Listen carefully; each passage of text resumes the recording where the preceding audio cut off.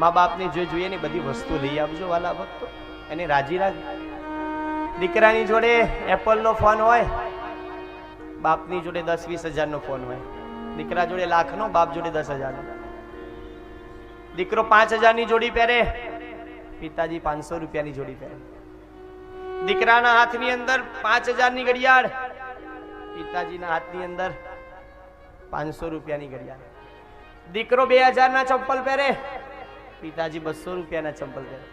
દીકરો 1,000 રૂપિયાનો બેલ્ટ પહેરે, બાપ 100 રૂપિયાનો બેલ્ટ પહેરે. દીકરો 5,000ની શેરવાણી પહેરે, બાપ 500 રૂપિયાની શેરવાણી પહેરે. દીકરો હોનાની ચેન પહેરે, બાપ ચાંદીની ચેન પહેરે. દીકરો હોનાનું કડું પહેરે, બાપ ચાંદીનું કડું પહેરે. દીકરો સોનાની વીંટીઓ ધારણ કરે, બાપ ચાંદીની વીંટીઓ ધારણ કરે.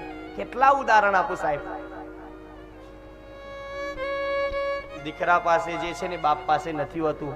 મારી વ્યાસપીઠ આજ આખા સમાજને કહે છે, હિન્દુ ધર્મને કહે છે કે આ જગતની અંદર તમારી મારી જોડે નહીં હોય તો ચાલશે, પણ મા બાપને હંમેશા ને માટે પ્રસન્ન રાખજો.